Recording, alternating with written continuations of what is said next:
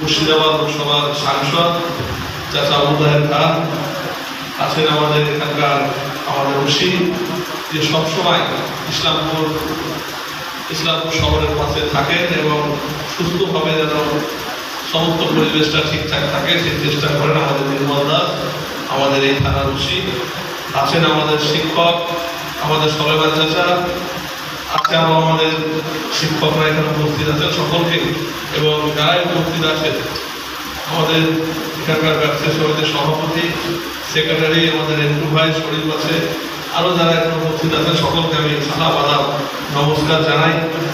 যেহেতু আমাদের আরও প্রোগ্রাম আছে, বক্তব্য দীর্ঘায়িত করব না। আমরা চাই যে ইসলামপুর ব্যবসায়ী সমিতি, কদিন আগে আমরা শেখপাড়া ব্যবসায়ী সমিতিতে আমরা শুনছিলাম আমাদের সাংসদ চাচা আবু তাহের খানের মুখ থেকে যে জিয়াগঞ্জে ব্যবসায়ী সমিতি আছে সেখান থেকে অনেক কাজ করা হয়, উন্নয়নমূলক কাজ। আমরাও চাইবো যে এখানে যারা ব্যবসায়ীরা আছে তারা সকলে একত্রিত হয়ে, শুধু আমরা এখানে যারা ব্যবসায়ীরা আছে তাদের কিন্তু সমস্ত রকমভাবে আমরা দেখভাল করি, রাস্তাঘাট থেকে উন্নয়ন থেকে সমস্ত বিষয়গুলো, কিন্তু প্রোগ্রামের ক্ষেত্রে আমরা দেখি যে তারা কিন্তু সকলে এসে ঠিকঠাক উপস্থিত হয় না। এই বিষয়গুলো ব্যবসায়ীদেরকে আমরা বলবো যে আপনারা যদি নিজেদের মধ্যে একত্রিত না হন তাহলে কিন্তু এলাকার কাজ আমরা ঠিকভাবে করতে পারবো না। এবং ব্যবসায়ী সমিতির প্রোগ্রামে সমস্ত ব্যবসায়ীদেরকে আসা উচিত। আমি এটাই সকলের কাছে আমি আবেদন করবো। এবং আজকে এই সুন্দর যে বাচ্চাদেরকে নিয়ে যে প্রতিযোগিতা হয়েছে সকালবেলায়, পরবর্তীতে আরো অনুষ্ঠান আছে, সেগুলো খুব ভালো প্রোগ্রাম হচ্ছে। আমাদের ব্যবসায়ী সমিতির সেক্রেটারি, সভাপতি এরা কিন্তু যথেষ্ট চেষ্টা করছে।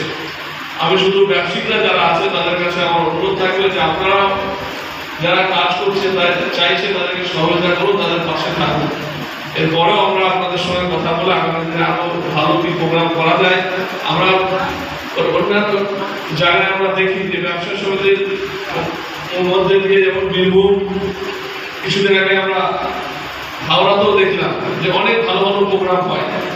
এই প্রোগ্রামগুলো শুধু ঘরের মধ্যেই আমরা চাইবো যে এখানে 15 আগস্ট থেকে শুরু করে নতুন বছর এইসব দিনগুলোকে বেছে নিয়ে ব্যবসায়ীদের যে ব্যবসা সমিতির সভাপতি, সেক্রেটারি তারা সকলে মিলে বসে আরো ভালো ভালো প্রোগ্রাম কিছু করুক, সকলকে নিয়ে আরো বেশি লোকজনকে নিয়ে, এটাই তাদের কাছে আমার আবেদন থাকবে। এই বলে আমি